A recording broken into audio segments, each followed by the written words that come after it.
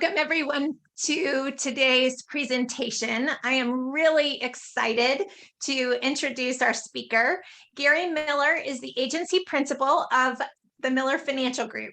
Gary has been a broker for over 41 years and will share some lessons learned as a third-generation independent insurance agency owner and principal. By embracing technology, the agency has been able to re-engineer critical agency functions and position the agency to become more consultative and nimble. They are also able to better educate their clients on how to manage risk and uncertainty. Welcome, Gary, and take it away. Thank you, Stacy. And although I can't see everybody, I'm honored to share some of my experiences and lessons learned. I have an outline that I shared with Stacy that I'll try to follow, but I want you to know that if you have any questions during my remarks presentation, please, Clivens, go ahead and interrupt me because I want to make sure that I answer everybody's questions. No problem. I want to set the stage first is that what I've learned as a broker is that there's three primary ways that we have a critical position strategically in our industry. And I think you'll get the theme when I talk about it, but we need to become the primary educators on the nature of risk, uncertainty, and insurance. And to become that master in that discipline, which requires a lot of study and hard work, we need to recognize that we need to grow the insurance literacy so that consumers learn the proper way of buying insurance. And finally, the premise that insurance is a commodity, we need to kick it to the side because it's not a commodity. It's a very sophisticated buying decision. So let me talk a little bit about the present landscape. As Stacy shared with you, I've been a broker for 41 years, but our family's been in the insurance business for over 100. And so I've seen many, many channels of distribution. The direct-to-consumer model, such as State Farm, Geico, Progressive. I've seen the independent agency model, which obviously I've been a part of, where you represent more than one carrier, and also the e-commerce digital internet direct-to-consumer model. Okay.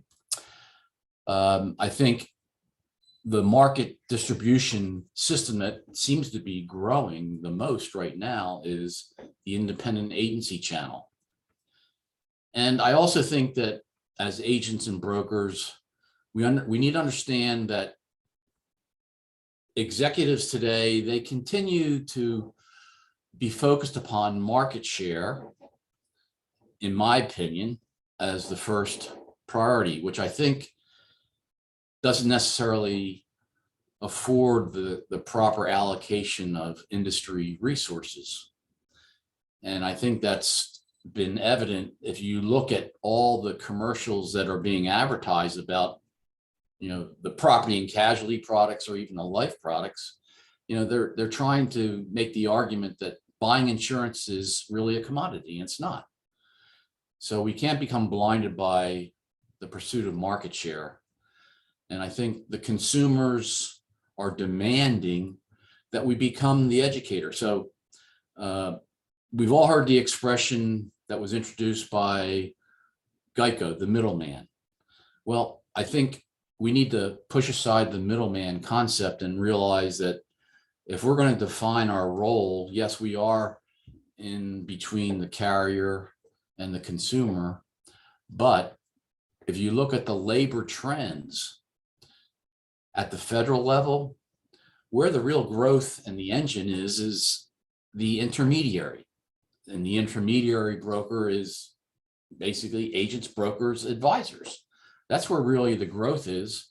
And I think that's a reflection that the consumers are saying to the industry, we want to learn about insurance.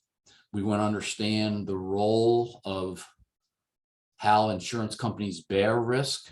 We need to understand the risk-bearing system. So agents and brokers, you can't be afraid to talk about the quantitative side of our profession, such as probabilities or likelihoods, expected value, frequency and severity, the normal distribution. You got to be able to talk to that, because if you relate to them that way, then they're going to have a better understanding of the nature of risk and the nature of insurance.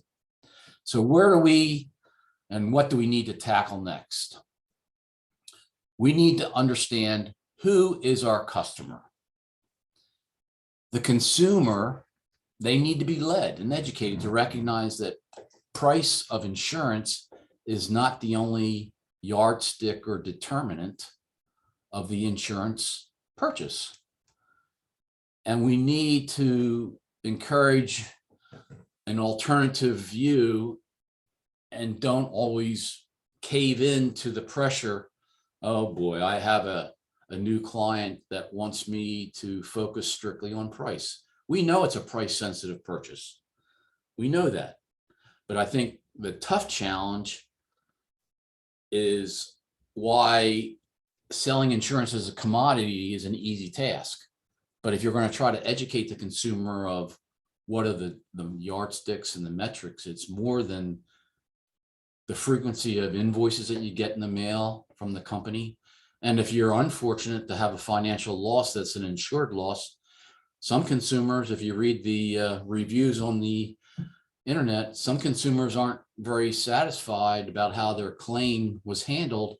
And many times it's the fault of the broker because they don't know the loss settlement value provisions. They don't know the name of perils. They don't understand hazards. So there's a lot of things in that contract of insurance that are very problematic. So we need to grow a new appreciation on the nature of risk. I taught for 12 years at Temple in the risk management insurance department in the Fox School of Business. And one of the things I always introduced at the very beginning was that we deal in the arena of pure risk.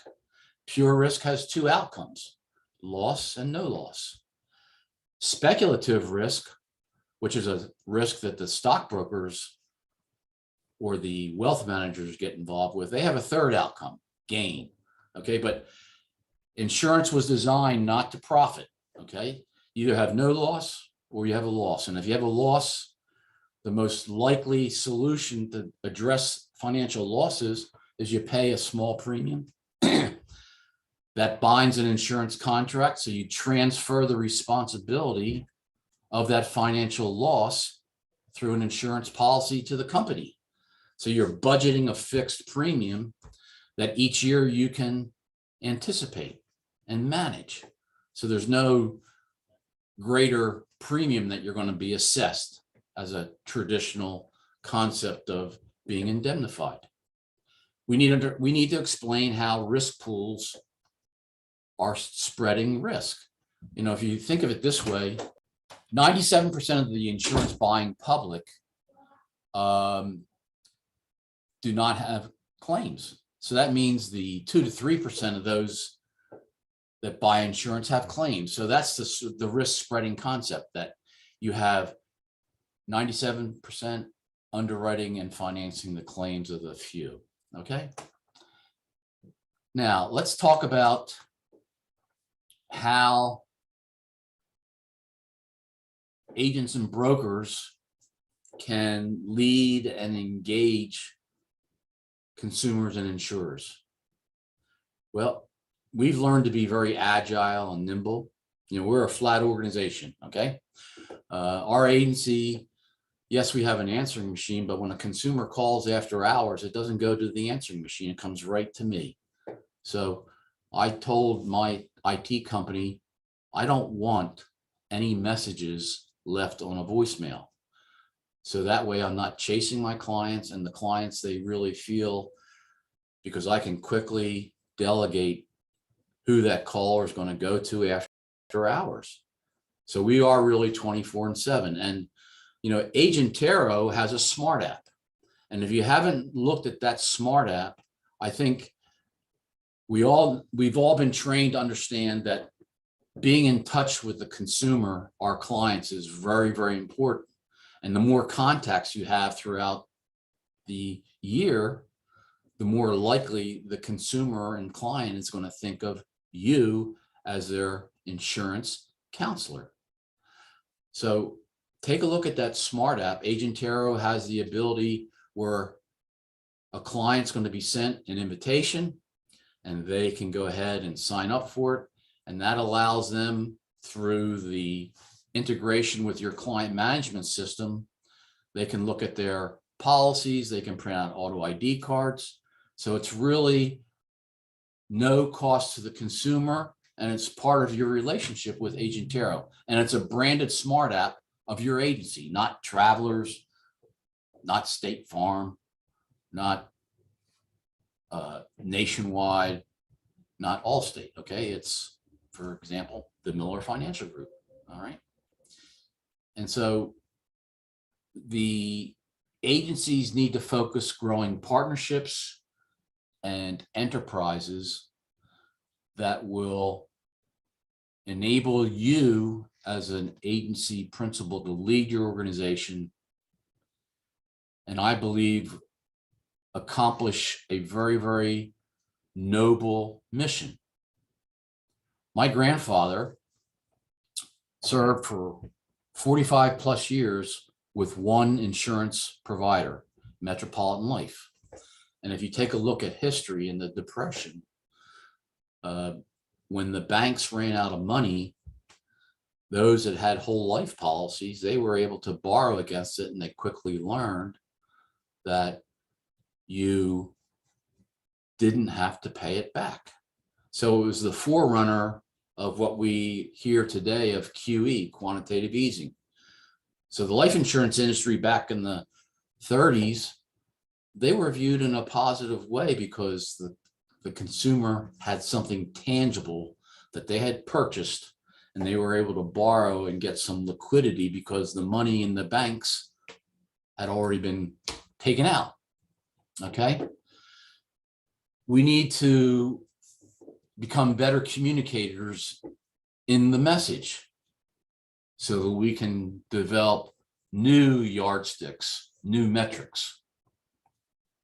And we need to, in a professional way, demand of our underwriters that, hey, okay, we know you need a submission, but we need, if we're going to educate our consumer, we need to find more time to be consultative. Therefore, the days of filling out applications and paper chasing, we've got to re-engineer that. And that's what technology has enabled us to do, is technology has enabled us to capture some of the wasted time that has been spent so-called in the back room and be more consumer facing. And if you take a look at the mergers and acquisitions today, note how many former direct-to-consumer or captive and distribution systems are now acquiring or merging in the independent agency distribution system. When I came into the business in 1981, there was the talk of the demise of the insurance broker, independent. Well, I think that's turning around. And so you take a look at Allstate. They acquired CNA personal lines. They acquired Encompass. Nationwide purchased Allied. They purchased Hardeeville. And Liberty Mutual, they purchased Ohio Casualty, and they purchased Safeco.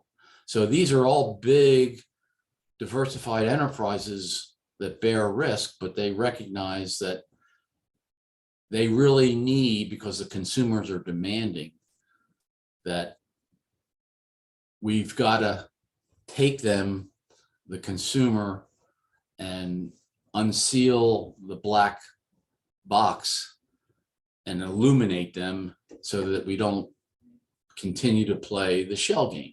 Okay. So we need to understand that we are the corner stores in the community. All of you, just like our family, we support many volunteer causes, community interest in the workplace, at school, youth sports, faith communities. Okay. So we are the corner store, and we also are associated with a very valuable profession, because in order for generations to grow and technology to take place and advance, you need to understand how to manage risk. So I tell my team, we need to be the outsourced risk management arm for the household and the small business. We get paid by the companies, by our commission. Let's take that compensation and benefit the consumer by becoming the primary educator. So finally, how do we create, develop, and grow insurance and financial literacy? Well, not only do we need to be good listeners, God gave us one mouth and two ears, so we use them proportionally, but we must employ empathy, and then with empathy, educate, and you know what? The sale will come. The story that I share often is that the pastor, the priest, the rabbi, when they come into their new congregation, they don't start out with holding their tin cup and say, fill my tin cup. What they do is they get the buy-in by sharing their relating story, or some of the financial advisors would know the phrase, my elevator pitch. Okay. So you get them to feel comfortable with you, you earn their trust and favor, and the sale will come. Trust is always earned, and that's because the consumer always has a choice. And how do you do that? You stay in tune to current trends of the industry. You know, artificial intelligence has been the key engine of recent, with machine learning technology, where agencies that don't embrace technology, they're going to have a hard time competing. And technology really has accelerated the engine of advancing growth. It's not going to become our master. The computer will never become our master, but it's got to be a tool that allows us to do more things in the limited resource of time we have to serve the best interest of the customer, the consumer, and teach them how to buy insurance properly. Teach them that it's okay to have a larger deductible. Explain to them that the insurance industry is very inefficient with small dollar value claims. Why do you buy insurance? Well, besides peace of mind, it's also because you can't put money aside into a special fund called my claims fund.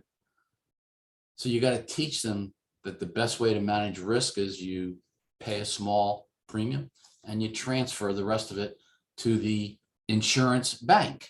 That's what insurance companies are. They're insurance banks. Okay. So if you stick to the fundamentals, I think that's very helpful. If you're disciplined and if you're available, technology makes us more available. We can become more noticeable. And I think I've learned that when I latched on to Agentero, I think they recognize that the consumer needs to plug into a place where they can get more choices, and they need a human being to help guide them in those choices. And if you can grow in the mindset, the brand, that it's the agent broker that is really where you want to plug into, not the insurance carrier. We need the insurance companies, yes. But I think the real place for the consumer to plug in is to that middleman, you and I as agent brokers and financial advisors. And I think maybe I could suggest you become a teacher part-time. Maybe you could teach a course in a given semester at the local high school, transfer your knowledge, write in the newspapers, write a book. There's many, many ways that you can give back.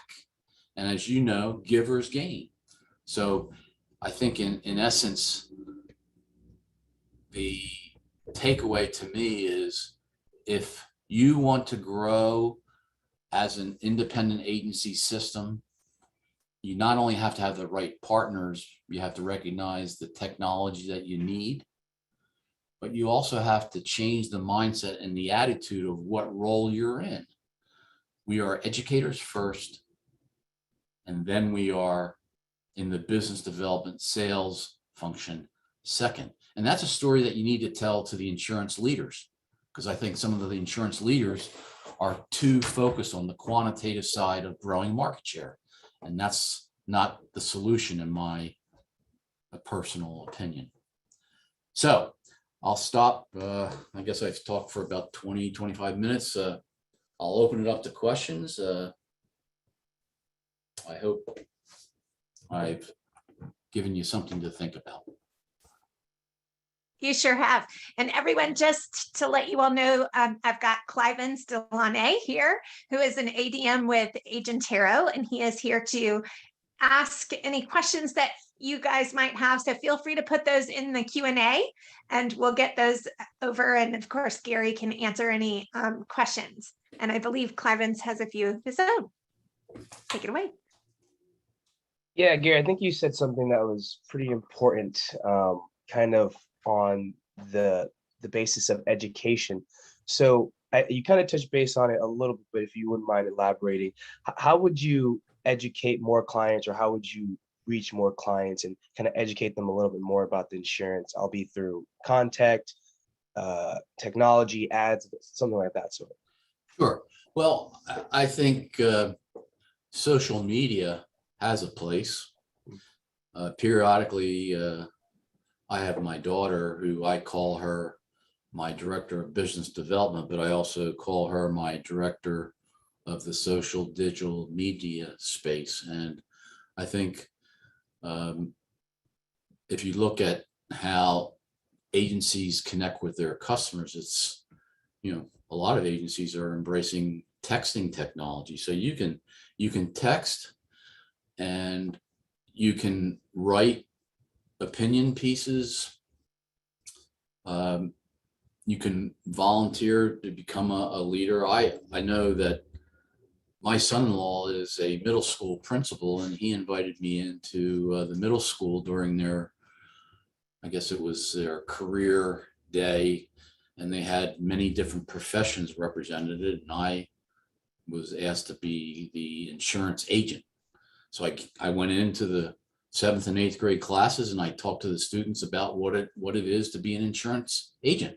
We used to say that many people come into our ranks through the back door, but I think colleges and finance schools are starting to understand that it's a profession that's needed, but the only way we're going to grow an interest in this field is you got to reach out there and tell people what we do, and open it up.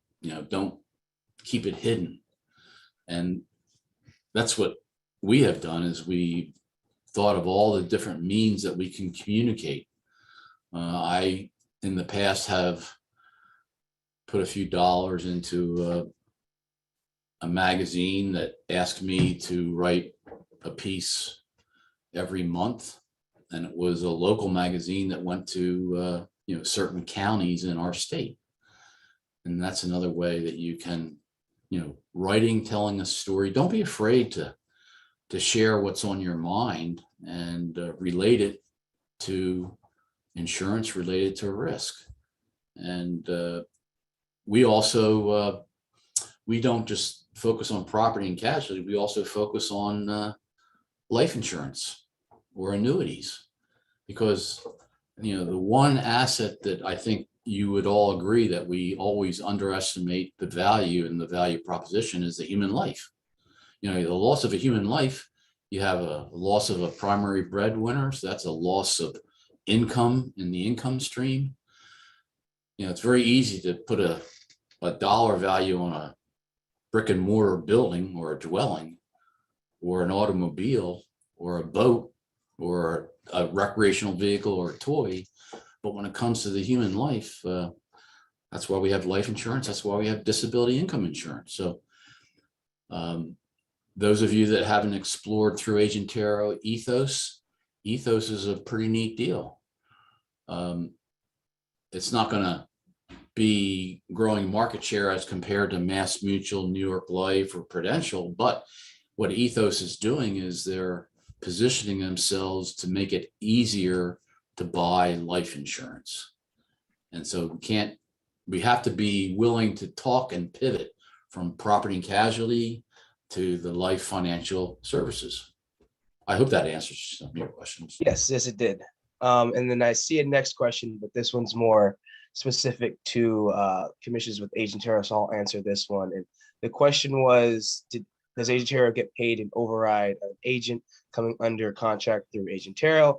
And is there any reduction in commissions to us? So we pride ourselves in working with the carriers and kind of negotiating a commission on the other side. So we want to make sure that you guys as agents get the same commissions as you would if you go direct. And if not just exactly the same, it would be either a point or so below. So we make sure that there isn't really a reduction in commission. So with a lot of the carriers, you can see openly Hippo and things of that such, you will see that you would get almost the same commissions if you would go direct, David.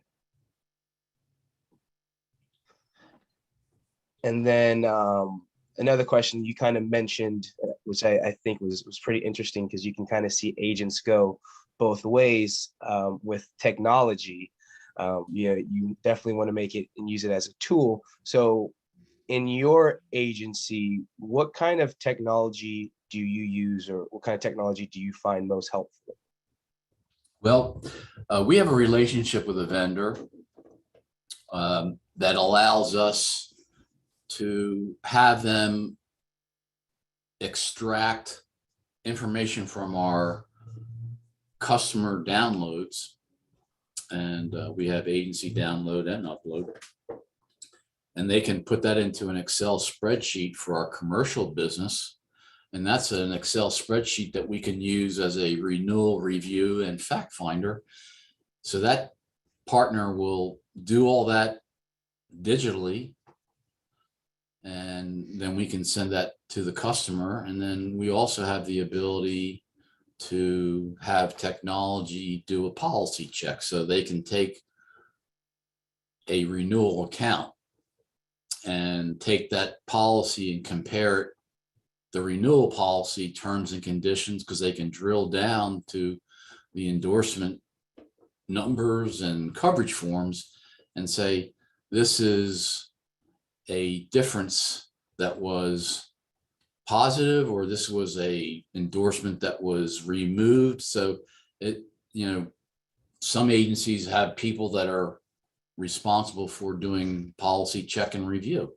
Well, through automation, a lot of that can be synthesized and distilled down into a formatted output document that'll have done it for you. Obviously, we have a lot of you probably have these automated personal lines rating tools. Our client management system vendor is Vertifor. We have our AMS 360 in the cloud, and that allows us, we can take customer data, port it right into the agency management system, and with all the carriers that we represent, we can quickly do an home and automobile premium quotation. And if we see this company A as the most competitive, we can take that and port it over right real time into the insurance company's rating engine and finalize the quote. So technology is enabling us to do things quicker, more accurately. It also helps us do some of the backroom administrative and servicing tasks that we had to, maybe it was human labor intensive, such as reviews and policy checks. And so that's how technology has helped us. Terrific. There is also another question. This one, again, will probably be a little bit more towards Agent Tarot. Question is, will you be looking into offering other services to Agent Tarot agents, such as commercial, comparative raters, software suggestions, etc.? So right now, I guess we can say on the comparative rater side, we're definitely adding that feature to our dashboard. And we are constantly listening to our agents, hearing what you guys have to say, different hurdles that you're facing, different struggles, and we try to make sure that you guys have the simplest and most efficient process. And a lot of times we're hearing is rating. So we kind of made an in-house rater. At the moment, it is just currently Hippo and Branch on there. It's just a home rater. But down the line, we plan on adding commercial, we plan on adding auto, home, commercial. So you will be able to quote all of your Agent Tarot carriers at once and being able to bind it through that portal. So that will be in the short term. And we're, like I said, we're constantly looking to add different things that are going to give me benefits. So if you guys ever have suggestions or different hurdles or stressors, definitely feel free to reach out and let those be heard. Clivens, I would add is that when I partnered with Agent Tarot, that was also a doorway into becoming appointed by some carriers that we didn't have. So I think it opens up a door to the InsurTech universe. And I think the InsurTech universe does have a role and a place in the marketplace. Exactly. And then I think I see another question. Well, I guess I'm not sure if it was a question, more of a comment, but I did not join a cluster due to being dependent on a cluster manager, but it'd be great to work with a team of partners with Agent Tarot to help support us. Yeah, definitely we'll be glad to support in any way that we can. And again, we are pretty adaptable and flexible. So if there is a way that you think that we can help, it's always better to ask.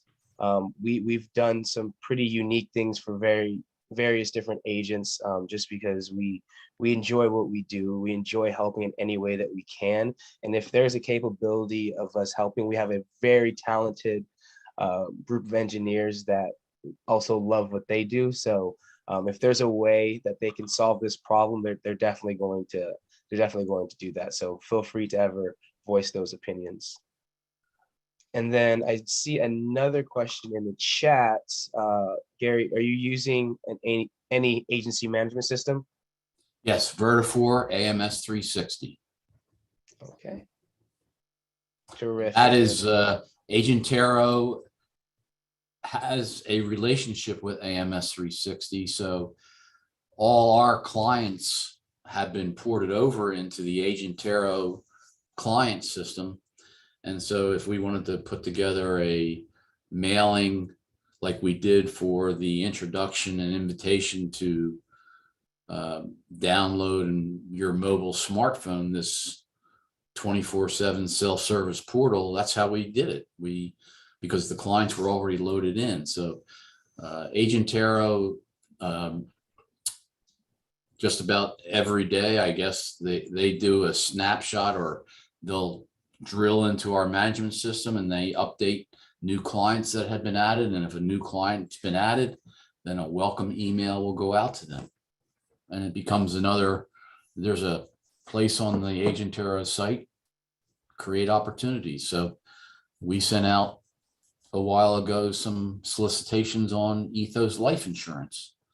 There's many things that you can do. It's putting them in a prioritized list of what you want to market. I think we're getting ready to launch a marketing program on the cyber risk. We have a carrier that actually will be able to offer a household product of cyber insurance. And so I think the cyber risk is a very hot topic, and we want to grow that. We also have opportunities to grow the coastal risk marketplace, which, as you know, there's a limited domain of carriers that have an appetite for writing coastal risk close to the oceans or the bays or the water. And so we have a few new carriers that we can send out to our Pennsylvania clients that maybe have secondary residences in the state of New Jersey or Delaware. And so there's many ways you can market through your management system, but you can also market through Agentera because you can make templates and boilerplates that can be refreshed, edited, and then reused. Yes, and to that point, there will be Vertifor products, AMS 360, QQ Catalyst, and Easy Links. All those AMS systems integrate seamlessly into our dashboard, which will allow you to identify those opportunities in your book of business and also be able to send out mailers and templates out to those various clients. And another question I did have is, obviously you've had some tremendous success and experience in the industry. And one of the statistics that definitely stood out to me was your super high cross-selling ratio, 76% accounts rounded. So just, would you mind talking about just how you do it and how you kind of put an emphasis on that in your agency? Sure.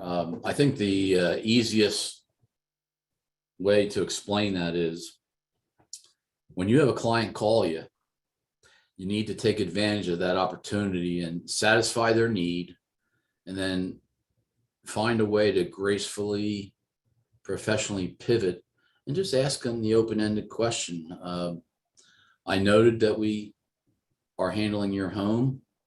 Can we have the opportunity to give you a second opinion? You know, doctors are sought after to get second opinions about a potential surgical procedure. Okay. Well, the only way that you can account around is you can't be afraid to ask. So don't be a robot, you know, satisfy the need and then hang up the phone. Use it as an opportunity to continue the conversation. Let's continue the conversation and see if we can develop an opportunity and give you a second opinion or just an annual review. Those are the ways that we account round. Okay, terrific. Yeah, I definitely think that's important because I think a lot of the times we're seeing agents kind of leave, certain avenues open, not grabbing the home, not grabbing the auto. So I think it's definitely important to well-round those accounts. Yeah, and statistics have shown, there's studies out there that the multiple policies that you have in a client relationship, the longer the relationship's going to exist. Exactly. So obviously you have a plethora of different carriers and products at your disposal, and you've seen a couple of them come and go. I guess in your opinion or in your agency, I don't know how you would like to teach it. How do you choose which is the right carrier or product for the clients, I guess? And then what are you considering when you finally make that decision? Well, I think if you are in tune to the marketplace, you know that as a general rule, if you were to take the rate filing of insurance company A and the rate filing of insurance company B and C, there's probably not too many differences from the cost of risk or the filed premiums. Okay. So what does that mean? Well, if a carrier has a rate increase, okay, you're going to certainly hear about it from your consumer, and they may call in and say, geez, I noticed my price went up. What you need to tell them is we're mindful of what's going on in the marketplace, and teach them and understand that it doesn't make good sense to go out into the market every single year, because the carriers are getting smart. They give discounts now if you've been with the carrier more than 1 year. But if you have a look back and the carrier sees that you've shopped every single year in the past 5 years, you're not going to get the same rating tier as somebody else that maybe has demonstrated some loyalty. So I think we need to change the story and the paradigm and explain, hey, there is a value to loyalty. Yes, we know, a lot of consumers think they're buying what is called a no loss policy. We just pay premiums every year, like paying taxes. Well, there is a benefit to having a loyal relationship, not only with your agency, but with the carrier. because if you had a serious claim and they see that you've been with them for a long time, maybe they'll be willing to make an accommodation in a claim scenario. But I think fundamentally, we know that price is not really the differential if you were really doing a true apples for apples comparison. Yeah, you may have a 5 to 10% spread on occasion, but if you see somebody that's coming in with a premium that's half of what you have, then you need to push back and say, you know what? I know from my experience that we're not comparing apples and apples. There's no way that one carrier can come in at $500 and you are at 1,000 unless there's coverage differences. So you have to force the discussion and push back and ask for the opportunity. You're the expert. You know how to look at insurance policies and declaration pages. You know, if the customer doesn't want to do that, that's their right. But that's the way you have to handle those scenarios to get around the situation where price seems to be the only determinant. Yes, definitely. And I think that's definitely a big thing for sure. We had another question from Mike. How can we learn more about integrations with EasyLink's AMS system? So you definitely feel free to reach out. Mike, I'm going to send you a message just to your ADM so you can send that email to him. But if you guys have any questions just about how the integrations work or how the system will work for your agency, I'll leave my email address in here and you guys can send me an email and I can kind of answer any questions specifically for you guys on that standpoint. Anything else that you'd like to add, Gary?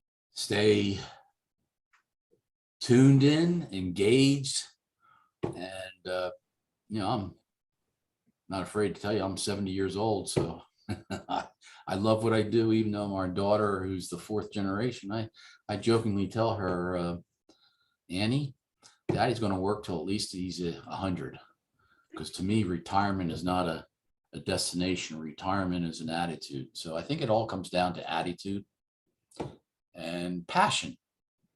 And in order to be passionate about your job, you've got to take your intellect, your brain, and match it up with your heart and soul. And where they meet, that's what you have to depart from. And that's the key in life. You got to find out what it is that you really want to do. Do it for yourself. Don't try to be somebody that you're not, because I think it become a painful existence. So I have fun every day. I wake up early and I enjoy what I do. One thing I've learned is that you get to learn every single day something new. And that's the nature and dynamic of risk. Risk is changing. It's growing, but it's always going to be there. Yeah, and to that point of mentioning your daughter, we had a question that just came in. It said, can you please provide any tips or guidance on how you built your social media presence through your daughter's work? Well, I think some of the carriers that we represent actually have free, no cost social media programs that you could actually, like, for example, Travelers, they have the ability of tailor-made boilerplate campaign that you can plug in. So Annie knows all the carriers that we have that develop social media: Nationwide, Safeco, and Travelers. So that's where you might want to take a look, because you don't want to reinvent the wheel. And then periodically we'll just, we don't necessarily have to put an insurance technical piece onto the social media. Sometimes if you brand yourselves that you're a normal everyday human being with the same wants and the same needs and the same problems, and you're genuine and authentic, that's just as good a story as it is talking about insurance. So use social Completely media agree. smartly, okay? And brand yourselves to be authentic and genuine, because I think that's what people really want. Yeah, and I think you can't fake authenticity. I think clients definitely feel that. And to kind of piggyback off that, and I think this is probably the most question that I get whenever I'm helping agents. So I'm going to throw it on to you to see your kind of thoughts on it. They're always looking on how to tap into new markets and how to get new clients. What would you say would be an avenue that you use, or what would be your success on getting new clients? And is there a certain type of marketing that you're using that is constantly always getting you new clients? Well, I learned a long time ago that if you do a good job, don't be afraid to ask for a referral. Okay. Because a referral is really a testimonial. And you can use technology to grow reviews. Google, find a way to develop and grow your presence on Google reviews, because as I've been told, the algorithms that Google and these search engines use, in order for you to get noticed in the search engine optimization, you need reviews. Okay. So, and on that point, Google reviews, it's okay to have a 4.7. I think the people that look at those Google reviews, if they see a 5, then they're probably saying they're using a bunch of bots. But if you have a 4.7, that means you're getting a lot of positive reviews. And if you have a bad one, don't be afraid to go back to that person and try to reconcile and figure out, did they really have all the facts when they made that opinion about where you may have fallen short? Many times that shows that you're willing to reach out, and if it was a legitimate mistake or a misunderstanding, correct it. So I think those are things and ways. We're going to also do a direct mail marketing campaign. Now, direct mail, as you know, studies are saying, 1 to 3% return. Well, we're going to try to be proactive and develop new clients through a homeowners campaign. And we're going to commit to a 6-month test with a vendor and see how it goes. So, you have to periodically allocate resources to outreach and marketing. And it's the law of large numbers. Okay. So you can't take it personal if somebody says no, but you'd be surprised. People will take a marketing piece, and especially those that are in tune to what's going on in the arena of financial services, they may take that letter and just put it for a later day to look at. So you'd be surprised that maybe that marketing letter will be revisited by them. Okay. You can't predict the timing of when they're going to go out, but you just got to be ready and in position. And the way that you create those opportunities in the ready position in your funnel is you have to constantly have an outreach to the community. I completely agree. And just to piggyback on the Google reviews discussion, we are going to have our next webinar in July. Daniel Aluwalia is going to be teaching us a lot about his marketing process, and he does implement Google reviews quite a bit in his agency, and he closes a lot of business. So I hope that you guys will join us again for our July version of this peer-to-peer training. Any additional questions that anyone has? This is your last opportunity. Clevens, do you have anything additionally that you'd like to know from Gary? I usually always like to end with this, just because I think you have infinite knowledge of the industry, especially with generations being in the industry, and you've been equipped well to succeed in this. But just in the time of talking with you and even hearing you speak today, I know that you've had your fair share of challenges. I guess, in your opinion, what would be the biggest challenge that you face just kind of being successful in the industry? Oh, well, probably 20 years ago, we had a cash flow problem. And I think most agents and brokers know what cash flow issues are, but we were at the precipice of, should we sell our personal lines book of business? And I told my father at that time, I said, no, because you know why? there's more household prospects out there that you can generate and grow loyalty. And, lo and behold, the core bread and butter of our agency is the household market, because it's easy to pivot from the household. If you do a good job with the household, you're going to get an opportunity maybe for a small business owner and do business insurance. So I think don't limit your horizon in the short term. Always think long term. And don't think that you're the only one that's experiencing that challenge, because if you reach out and ask for help, there's plenty of people that will be willing to help an organization that is known to be doing good. Okay. So don't feel that because maybe you had a short-term battle that you lost, that you're going to lose the war, because that's the way life is. You got to, the past 2 years in this pandemic, I think a lot of us experienced the phones not ringing. Well, what I did is I went out and used that time to go find some new partners, one of which was Agentero. And, now that we've kind of understood that you can't live in a bubble and in fear, you have to be willing to put your steel pot on and buckle your chin straps and put one step in front of the other. That's the way you manage risk. And I told my extended family, and I have a large extended family, I said, you know what?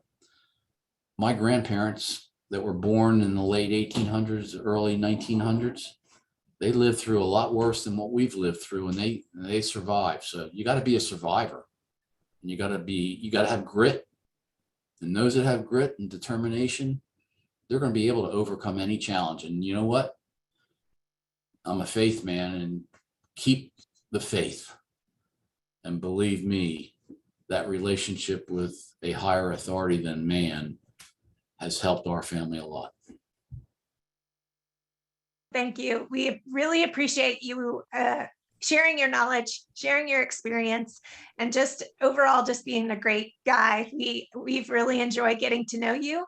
And thank everyone for attending today's presentation. And if anything, we hope that these peer-to-peer trainings will do just what Gary mentioned, to help you learn from other agents that are out there doing it every single day, maybe even a little differently than you're doing it. So we can all share our knowledge and share our experience and learn from one another.